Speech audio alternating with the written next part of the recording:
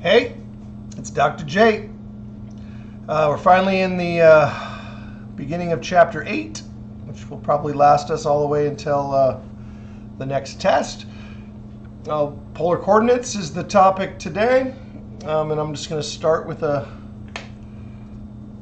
question without giving you any formulas or anything like that to get the ball rolling here. If I put a point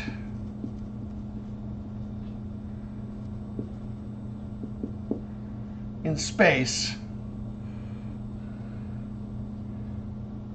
where am I?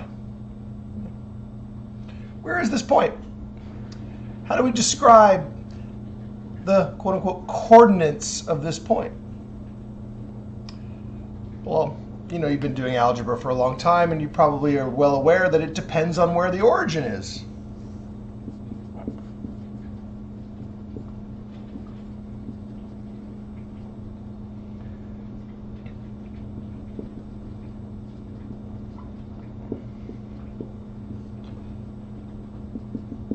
So where you are, your location, is relative to some initial point that we use as a reference to measure where you are in relation to that point.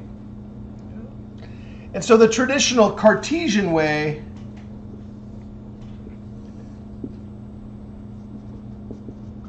Cartesian or rectangular coordinates, coordinate system you've been using probably since maybe middle school or something when you first learned about coordinates. We say that this is the origin,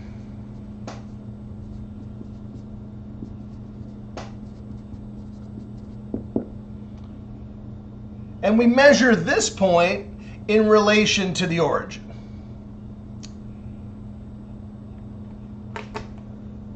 Traditionally, we give the x value first, so we count how far along the x-axis you would go. If you think of this as a street, you say, go 5 blocks this way to the east. I changed my mind. 6 blocks to the east. And then go 3 blocks north. And you will find me at the corner of 6th and 3rd. 6th Avenue and 3rd Street or something like that. And so this point is given the coordinates 6, 3.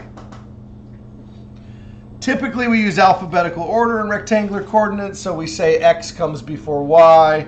So the 6 is called the x coordinate. I know that you already know all of this, but just tell a little bit of a backstory before I get into the material today. We have the x coordinate, we have the y coordinate. I'm abbreviating coordinate. And it's all in relation to the origin. If the origin is in a different place,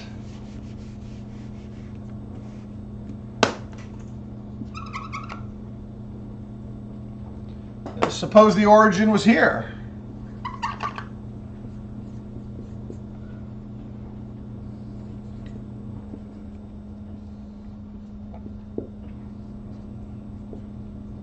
Well, now the coordinates of this point are going to be quite different, because in relation to this origin,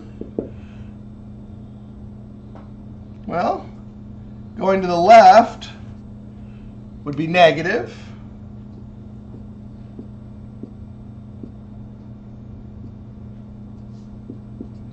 One, 2, 3, 4, 5, 6, 7. So negative 7. Left 7 units with respect to the origin. And then north or up, however many units that is. 1, 2, 3, 4, 5 units north. So I would say that this point now is negative 7 and 5. I don't think you guys need another example of rectangular coordinates. We're all pretty familiar with the rectangular coordinates. So left and right, x coordinate, negative is left, positive is right. Y coordinate, up and down, up is positive, down is negative. And you're all well familiar with that concept. But what if I change my perspective and I wanted to fly from the origin to this point directly? What if there were no streets? Yeah. What if you couldn't take this direction? There's no road here. Yeah.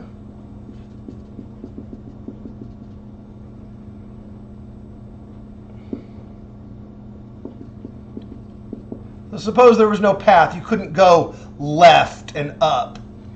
What if the only way to get there was to go directly from the origin to that point? What would you call this? What would you call this distance here? Well, it's a radius. Yeah, it's a ray emanating from the origin. And so we're going to use R to represent this ray from the origin. But what else do we need? In order to know exactly the direction of this ray, you can't just say, go 20 miles that way. What do you mean by that way? Right? I guess on a compass you could call this northwest, right? But I mean, still northwest is pretty vague, right? North would be going directly north, the y-axis. By the way, the y-axis is going to be gone too, so there'll be no more y-axis. Okay. You need to have an angle, theta. And theta is measured with respect to what we used to call the positive x-axis. So we're going to measure everything based on what used to be called the positive x-axis is now called the polar axis. It's always the positive direction to the right, to the east. And what used to be called the origin is now called the pole. So we have the pole and we have the polar axis. And now you can tell me exactly where this point is. You could say, well, go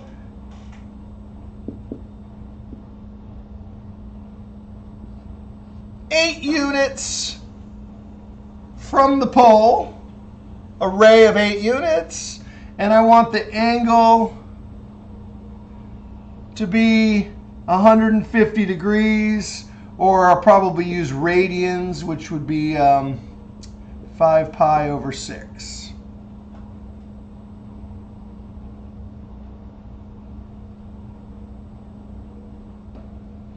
And now that would tell you exactly how to get to this point.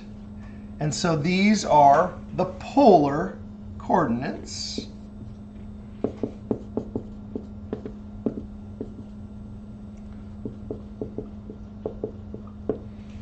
The polar coordinates are listed as r theta. And so for this particular point, you would say r is 8. I just made that up. We didn't actually measure it. I guess I could have measured it with a ruler or something. And the angle is 150 degrees, but I actually want it in radians, so that would be 5 pi over 6.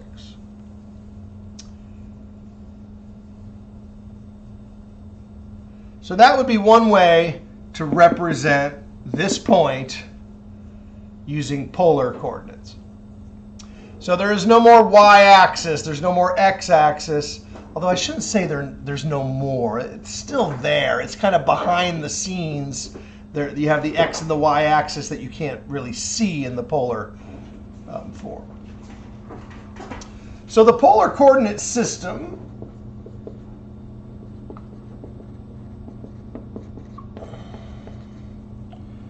sort of looks like this. Let me draw another example. You have the pole.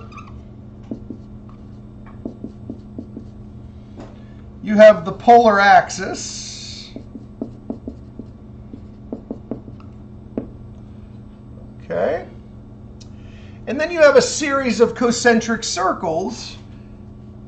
So if r is equal to 1, you have a circle.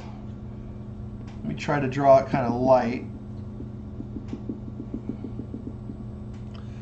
And this would represent all possible angles from 0 to 2 pi going around in a circle of radius 1. For radius 2, so you measure your radius using the polar axis, and then you go around 360 degrees. And so that would be, I know I should have brought a piece of polar graph paper. Maybe I'll come up with one before tomorrow. And so this would be, don't mind my bad circles, but so this would be radius 2. The radius is 2. These are our r's. And then you have your different thetas as you go around. So on and so forth. So for radius 3, radius 4, radius 5. And then so at each one of these radii, you have concentric circles going around.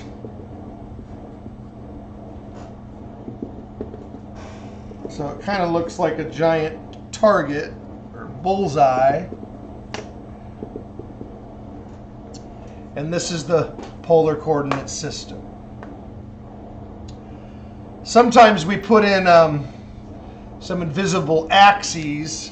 So if you wanted to do, pi over,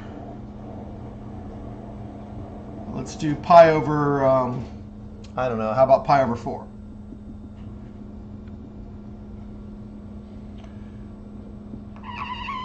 So if I do theta is pi over 4, which is 45 degrees from the polar axis, and my radius is 3, then this point would be 3 comma pi over 4. And one of the interesting aspects of polar coordinates is this point is not unique. This point can be gotten by going around counterclockwise, or clockwise. Originally, it's counterclockwise, so we're going pi over 4 counterclockwise. Well, you could also go this direction, clockwise, and end up at the same point. In this case, r would still be 3. The radius is still 3. But the angle is now negative 7 pi over 4. What's wrong with my eraser today? 7 pi over 4. Right. Again, if you want to count that, so this would be 1 pi over 4. This would be 2 pi over 4. 3 pi over 4, again, negative. I'm going clockwise. This would be 4 pi over 4. This would be 5 pi over 4. This would be 6 pi over 4, negative 6 pi over 4. And then when you get to here, this would be negative 7 pi over 4.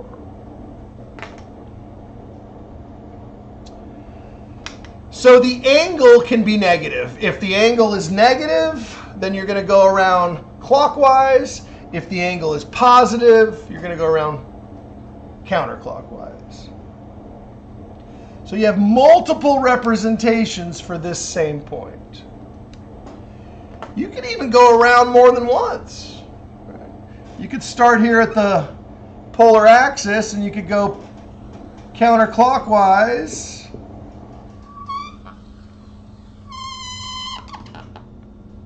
So that would be 2 pi plus an additional pi over 4.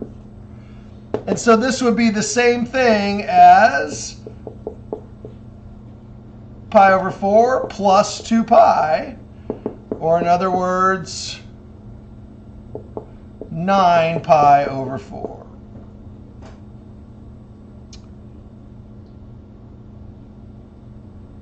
And so on and so forth. You could go any multiple of 2 pi going around counterclockwise will get you to this exact same point.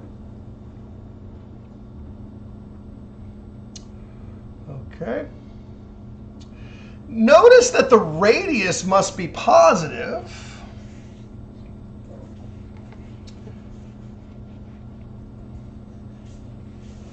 So what would a negative radius look like?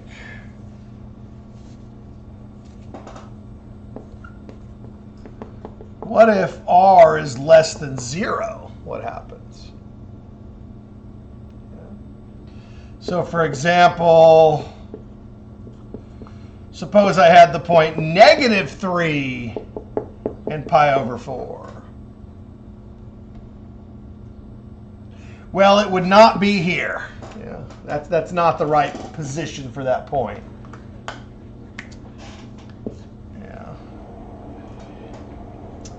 If r is negative, what you do is you find the point in which r is positive and you reflect it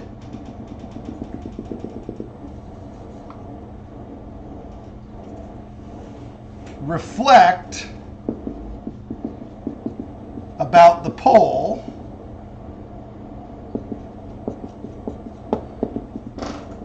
So you have the same angle. The angle is pi over 4. The radius is 3, but because the radius is -3, you reflect it about the pole. So this would be the point -3 and pi over 4. Not here. Okay, this is the point +3 and pi over 4.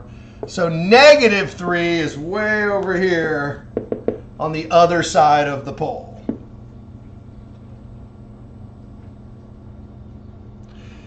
The radius is still positive. So notice the actual radius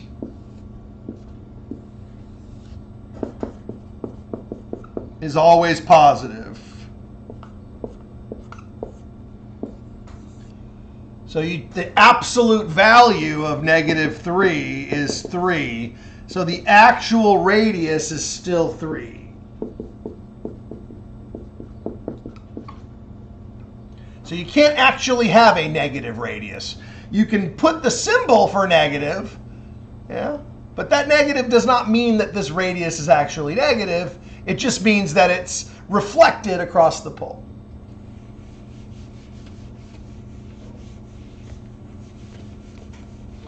So for example, let's go ahead and plot.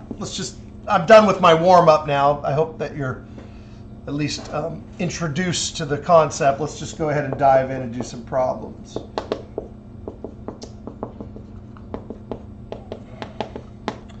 So plot the points A, B, and C.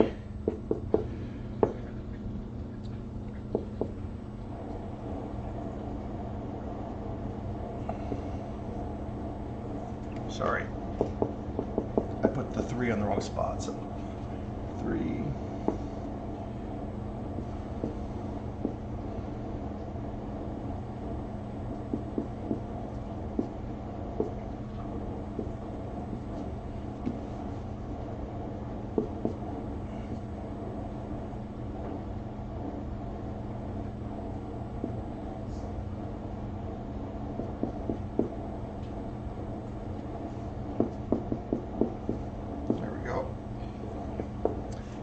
D.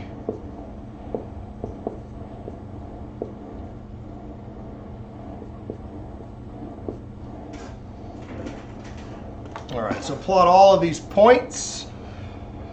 This is where I wish I had a nice piece of polar graph paper, but we don't, so I'm making up my own here.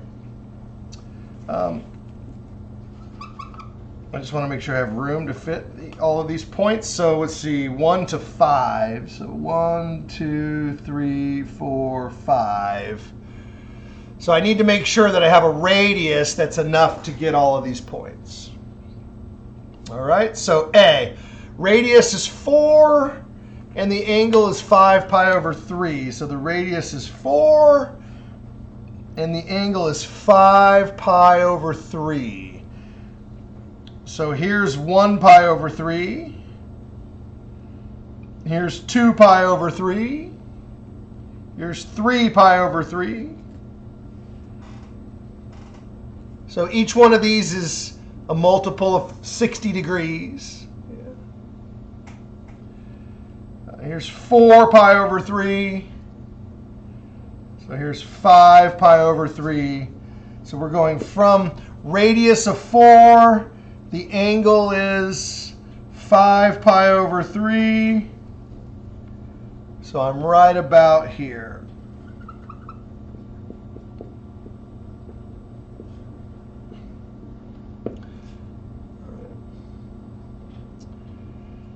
So that is the point A.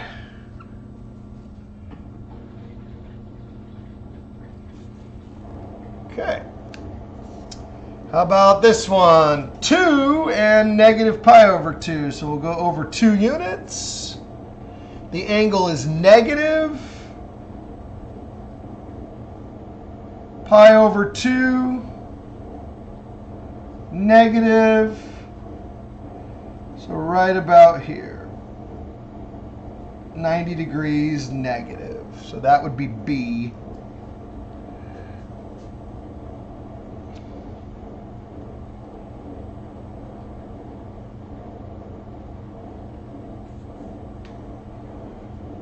About C. All right, negative 1 and 7 pi over 6.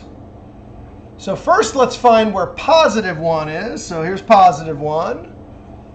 7 pi over 6. So here's 1 pi over 6. Remember, the red lines are pi over 3s. So that's 2 pi over 6, 3 pi over 6, 4 pi over 6, 5 pi over 6. I know I'm not being exact. I'll try to be a little better on that one. 5 pi over 6, 6 pi over 6.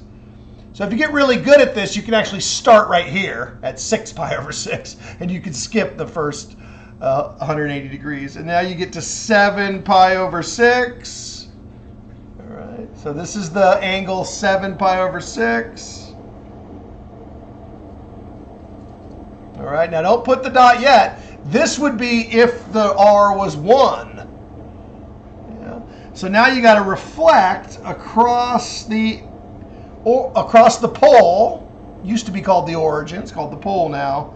And put your dot here. So this would be C. That would be negative 1 and 7 pi over 6.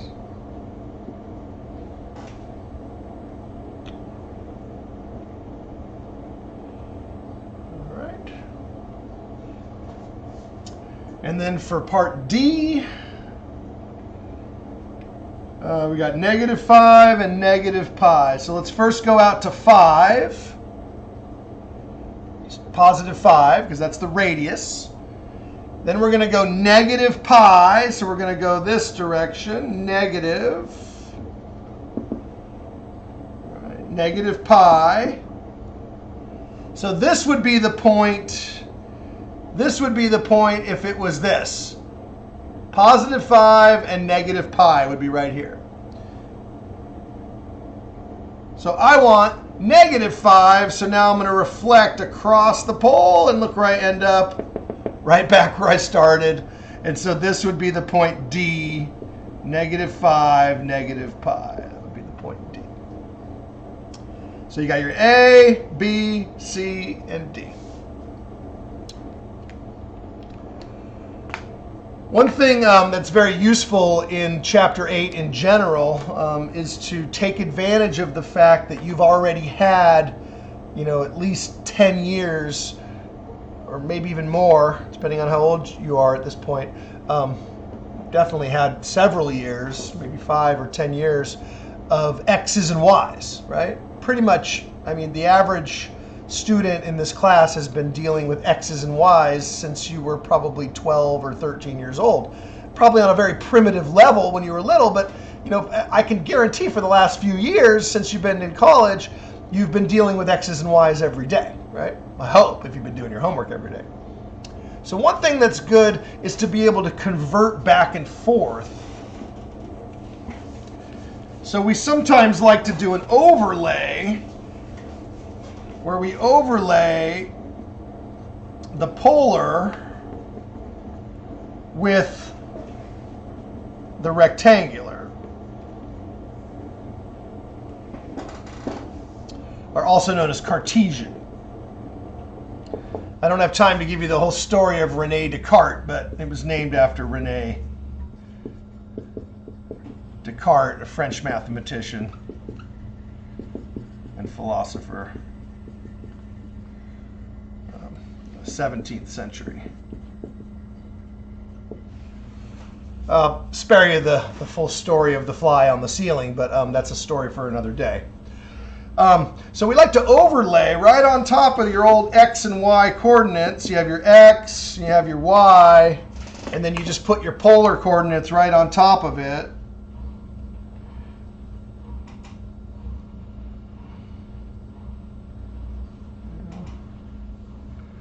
This sometimes is useful, so it looks like a big target sign. And now if I give you a polar coordinate, you can think of it in terms of X and Y. So if I give you a coordinate here, and I want to know what is this coordinate, well, use what you already know, right? Use the fact that you already know X and Y, and make a triangle. It's the whole reason why we study trigonometry in the first place. So you've got a right triangle, X, Y, and R, and then you got your angle theta here. And now you can do trigonometry, which you've been preparing for a very long time now. You're ready for this day, yeah? And just use your basic definitions. What's X? Yeah? Well, X is R cosine theta. Just basic trig, yeah? If you like, there's an intermediary step. You say X over R is cosine theta, and then you just multiply both sides by R. And you get this nice formula for X. Similarly, sine Y over R is sine theta. So you multiply both sides by R, and you get a nice formula for Y as well.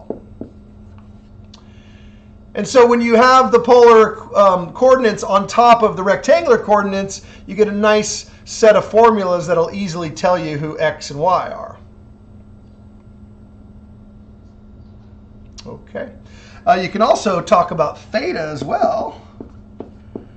Use tangent. Tangent theta is Y over X. So this gives you a set of formulas that relates theta with X and Y, and it relates R and sine and cosine with X and Y as well.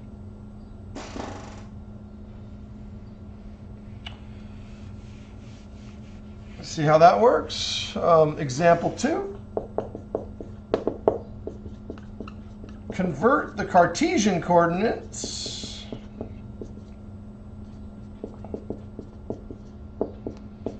-1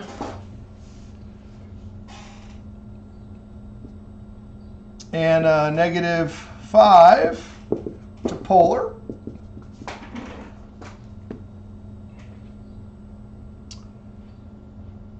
Okay. I recommend finding theta first. find theta first. So you're going to have tan theta is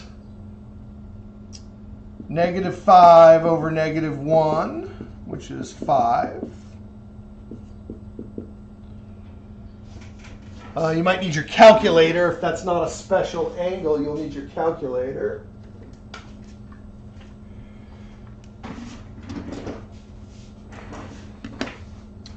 I typically want theta to be between 0 and 2 pi. Very similar to what we were doing in chapter 7, where you just go around one rotation only. Otherwise, you're going to get lots of different possible answers. So if you get a negative theta, then draw a rough picture on scratch paper and figure out what the positive angle corresponding to that is. We don't have to worry about that this time. So we got 5, and we're going to do tan inverse. I take that back. We might have to worry about that. So you get 1.3734 radians, or in degrees, if you like to think in degrees, you multiply that by pi, and you divide it by, it's already in radians, right? So we want to divide it by pi. So if you have radians, and you like to think in degrees, I know I do, especially when I'm drawing a picture, I like to think in degrees. Take your radians, divide it by pi, and then multiply it by 180, and then you get a nice way to think about it, 78.7 degrees, or almost 79 degrees. All right. Does that make sense for theta?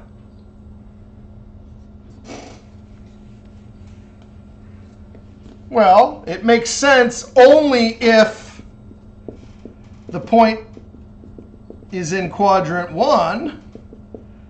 Again, rectangular quadrant 1. The polar coordinates technically don't have quadrants. They have what are called sectors. Like these little slices of pizza. Each slice of pizza like this is called a sector. Yeah. You have sector 1, sector 2, sector 3, so on and so forth. There are an infinite number of sectors depending on how big of a slice you have. Well, there's an infinite number of possible ways to divide up the sectors. So if this point is in quadrant 1, well, then this answer makes sense, but I would never trust it. Look at the Cartesian coordinates. Think about it as an overlay. So you've got -1 and -5. This is definitely not 78 degrees. So what is the 78 degrees really telling you? Yeah. It's telling you that if the point was here, it's telling you this would be 78 degrees. Right? So that can't possibly be right. Yeah. So I know that this would be 78 degrees. Yeah. In other words, when you plug this into your calculator doesn't know that your point came from quadrant 3. It just knows that you typed in a 5. That's all it knows. It can't read your mind. Yeah. So you have to police it, and you have to go, wait a minute. If this point is not really in quadrant 1, then I have to think about this. So this is actually 180 degrees plus 78, or pi plus 1.3734. So this is the answer I actually want. Pi plus 1.3734. And so you're going to get the actual radians is 4.5149. Yeah, or if you prefer degrees, 78.7. 258.7 degrees if you prefer degrees. Now, I prefer degrees when I'm thinking, but you always want to give your answer in radians. So your final answer is the Cartesian coordinates, -1, -5, convert into the polar coordinates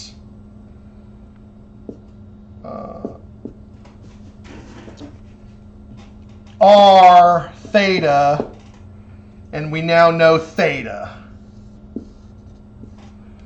All right. Okay, so we have theta now, after all that calculation and erasing some of the messiness here. Our correct theta is in radians. You might think of that in terms of degrees. It was 250 something degrees or whatever it came out to be. But I want to see the answer in terms of radians. Next, we're going to find r. And remember, we have these nice formulas for x and y. X is r cosine theta, and y is r sine theta. So finding r is actually going to be a little bit easier. You can probably see it here in the picture, I hope. One of the reasons why we call it the Pythagorean identity is because it looks just like the Pythagorean theorem. Remember, r is the hypotenuse of this triangle. So if you square these, just square both sides, and you're going to get x squared is r squared cosine squared, and y squared is r squared sine squared. Put these together, x squared plus y squared equals r squared cosine squared plus r squared sine squared. And you immediately get the well-known identity, cosine squared plus sine squared is 1. And why did we call this the Pythagorean identity? Because it's basically the Pythagorean theorem. It is the Pythagorean theorem. In trig, we called this the Pythagorean identity. In algebra, we called this, or geometry, we called this the Pythagorean theorem. So just use, you've got your x is -1, you've got your y is -5. We could have done that 10 minutes ago, but I wanted to do the hard part first, which is finding theta. R should be pretty easy. Rarely have a mistake on that, except for you might make a sign error or something like that. So you've got -1 squared plus -5 squared equals r squared. So r is going to be the square root of 26. Just square root both sides. And that's going to give us our square root of 26. When you answer me a question, give me the positive square root, because remember, if r is negative, it would actually flip it over into the other quadrant. It wouldn't be the proper Cartesian coordinate or polar coordinate for that matter. Since I'm giving the radians in decimals, I might as well give the radius and the angle in decimal form. So the square root of 26 for r is 5.0990. Yeah, 4 decimals. And then for theta, it's 4.5149. So this is your answer. You could have also left r as the square root of 26, but I figure if they both come out exact, then definitely leave them both exact. But if one of them comes out to be a decimal, might as well make them, misery loves company. So they might as well both be decimals. So. Okay. What are we up to next?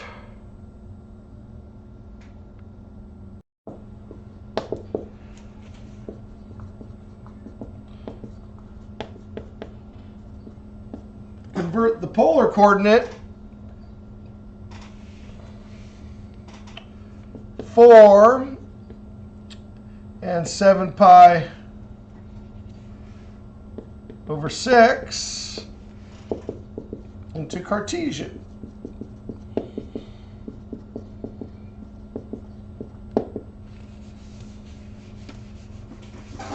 This is much easier. Yeah, this is just almost instant.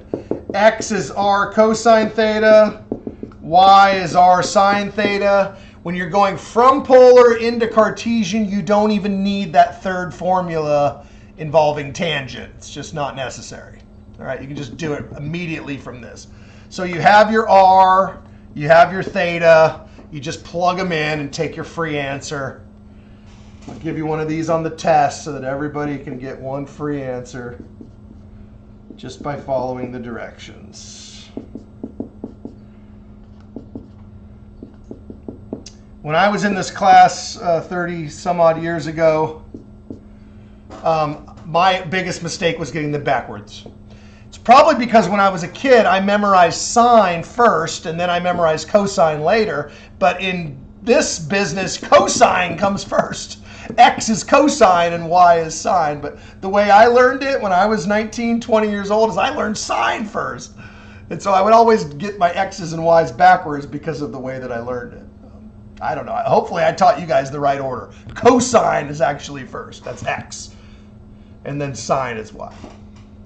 This is basically a free answer. Just put these into your calculator and tell me what you get. You actually don't need a calculator for this. It's a special angle.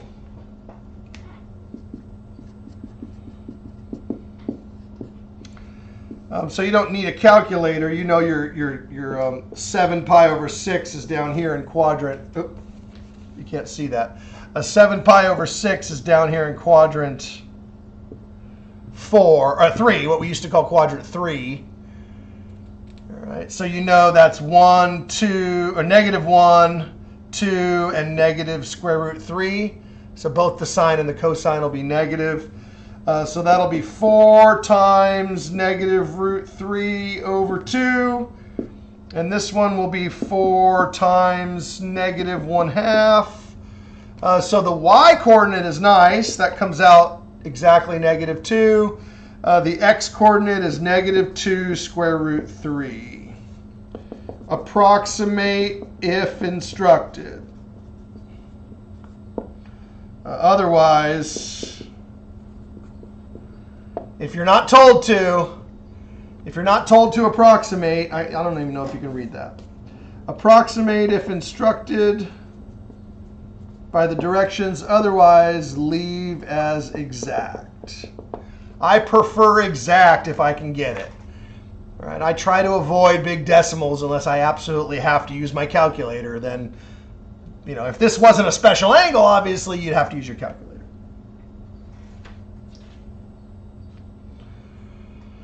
All right, tomorrow we're going to start drawing a lot more graphs. Today is just the introduction to polar coordinates, but in order to get you kind of used to how to use these formulas interchangeably, let's actually look at some equations and see what they would look like in polar form or in rectangular form. You're probably more familiar with rectangular coordinates. So let's start with polar and see what that would look like in rectangular coordinates.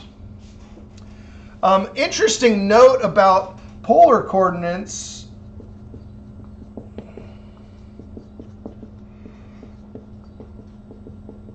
is the way they look.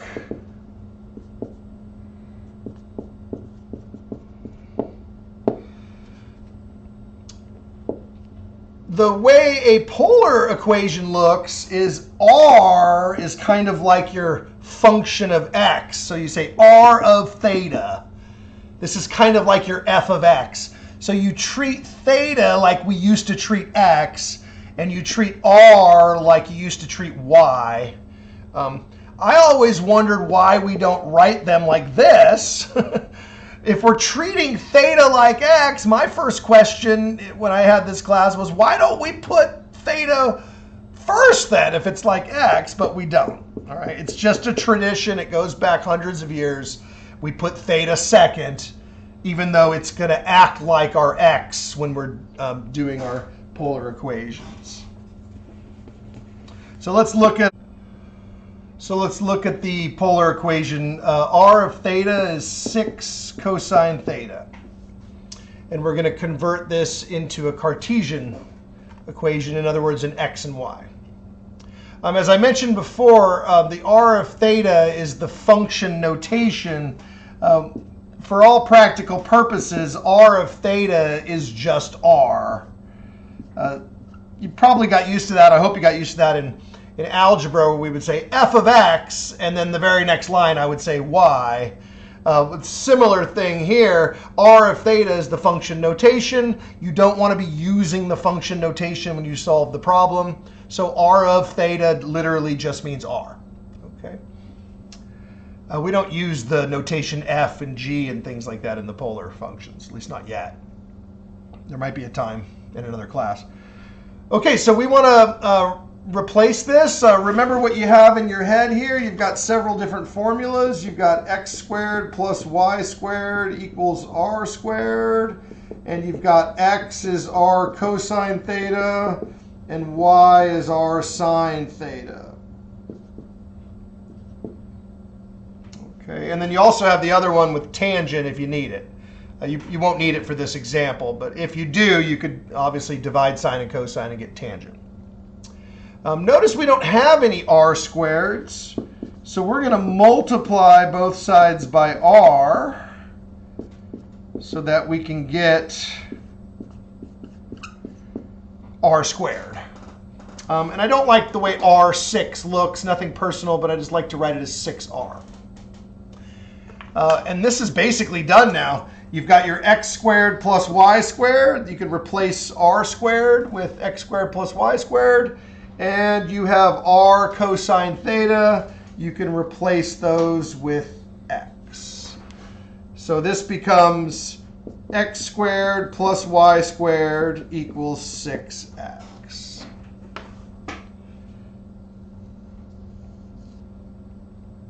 So this is the Cartesian form of this polar function. Interesting that we use the words polar function. In polar form, this is a function. In rectangular form, what is this? It's a circle. X squared plus y squared. The next section is all on graphing, so we will graph this tomorrow. But why wait? Why wait for tomorrow?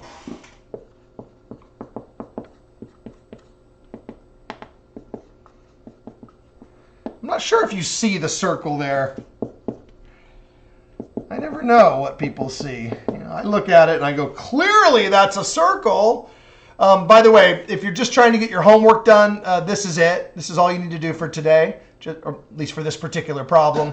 I'm just kind of giving you a little bonus feature here if you want to see what you actually just did, if you care. You want to see the circle. You want to set this equal to 0.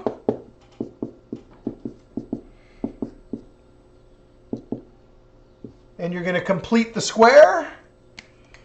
Half of 6 is 3. 3 squared is 9. So you're going to add 9 to both sides. You don't need to complete the square with the y because it's already perfect. So you get a nice perfect square. Y is already perfect. It's y minus 0 squared. X is now perfect. X minus 3 squared. And then 9 is also perfect. 9 is 3 squared. So this is a circle with a center of 3, 0, and a radius of 3. Yeah. So if you do want to see what you just did, it's not going to hurt. For tomorrow, when we start graphing these, your radius would be 3. And you'd have a circle centered at 3, 0.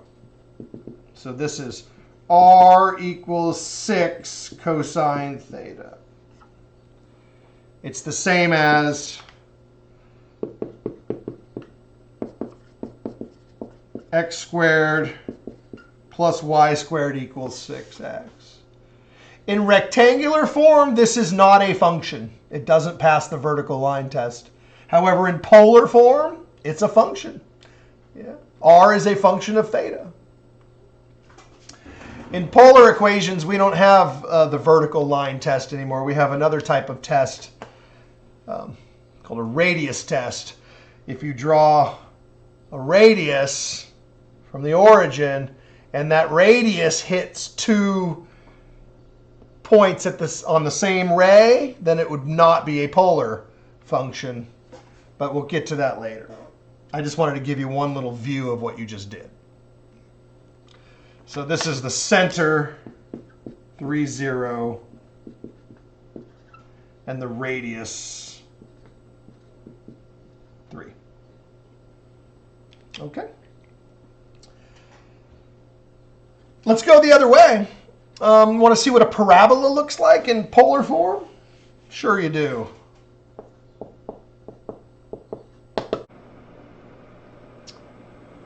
Okay, example 5. Convert a rectangular function, f of x equals 4x squared, classic parabola from algebra, into polar form. Similar type of notation with functions of x and y. F of x really just means y. And remember, r of theta really just means r. Okay. There is a notation that's sometimes used in advanced math where instead of f of x, we call it y of x. We actually might see that at some point if it happens in the next week or so. So if you see function of x, that really just means y. And you really only need 2 formulas for this. You need the formula for x and the formula for y. So keep those handy. In fact, that's pretty much what I memorized from polar coordinates. The rest of it, if you forget it, you can always grow it from scratch using these 2 formulas, like the tangent formula or the Pythagorean identity or whatever. You can always get those from those 2. So don't forget these 2. This is just a straight up substitution. Y becomes r sine theta. And x becomes r cosine theta. This one is being squared, so should be careful there. So I have r sine theta equals 4r squared cosine squared theta. And I want to solve this equation for r. Okay. First thing we want to do is get rid of one of these extra r's that we don't want. We don't want there to be r's in 2 places, so we're going to divide both sides by r. That cleans things up nicely, gets us only 1 r value. And then we're going to divide this by 4 cosine squared. Getting the r by itself. Now this looks kind of funny.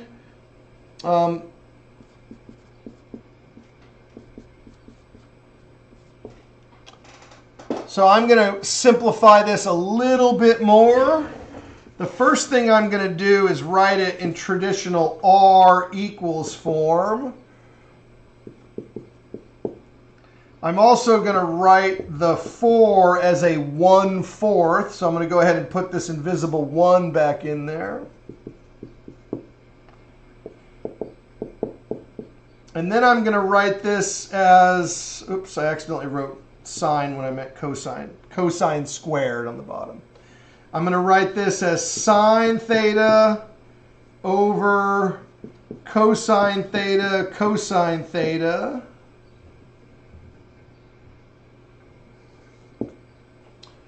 Okay, now I'm working down here. Sine over cosine, that's going to be tangent. And then 1 over cosine is going to be secant. And then we'll write it as a function of theta.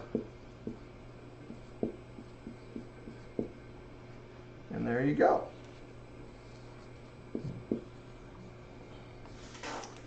Oh, I got in the way of my own answer here. So here's your answer. So r of theta, again, r as a function of theta, it means the same thing as r, is equal to 1/4 tan times secant.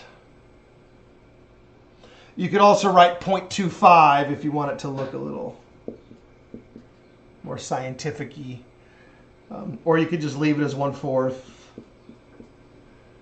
Or you could just put the whole thing over 4. Yeah, that would also be okay. Same thing. Okay. All of those answers are correct. All right, so think about what's going on here. One direction is always going to be significantly easier than the other direction. My last example today is probably the simplest problem you ever did in basic algebra.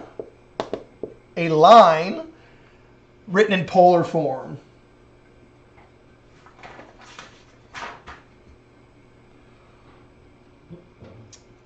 A line in polar form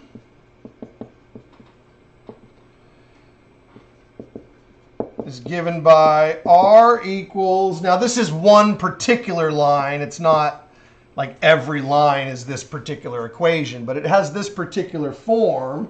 It's a constant over some multiple of sine and then another multiple of cosine.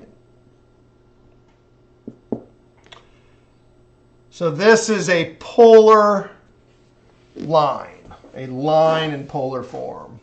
Again, we're going to spend some time tomorrow drawing the graphs. I'm going to have to get some polar graph paper going. And I want you to rewrite this in y equals mx plus b form. So give me the standard form of a, or not the standard, but the slope-intercept form of a line, which is pretty much what we use as standard form. We just don't call it standard form. All right, and again, you have your x is r cosine theta, and y is r sine theta. This is pretty much a one-step problem. You just need to get the denominator out by multiplying both sides by 3 sine theta plus 5 cos theta on both sides.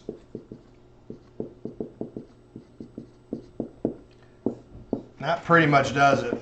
You'll see that this will resolve itself very quickly.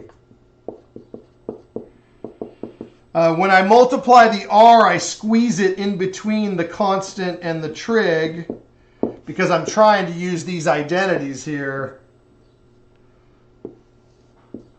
Oh, shit. One of these is cosine, this one here.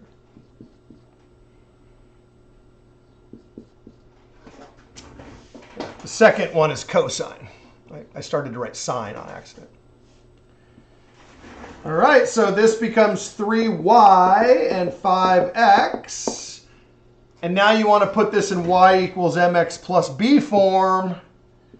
I think you can all do that pretty easily. You get 3y is negative 5x plus 7. Just move the negative 5x to the right-hand side. I'm not even going to show that. You guys did that since probably 9th grade. And then divide everybody by 3. And there you go.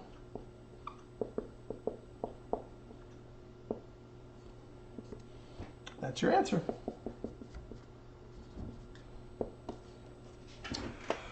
Okay, that'll do it for today. I'm going to go ahead and get this on the YouTube as quickly as possible. Dr. Jordan signing out. See you tomorrow for some graphing of all of this. Bye.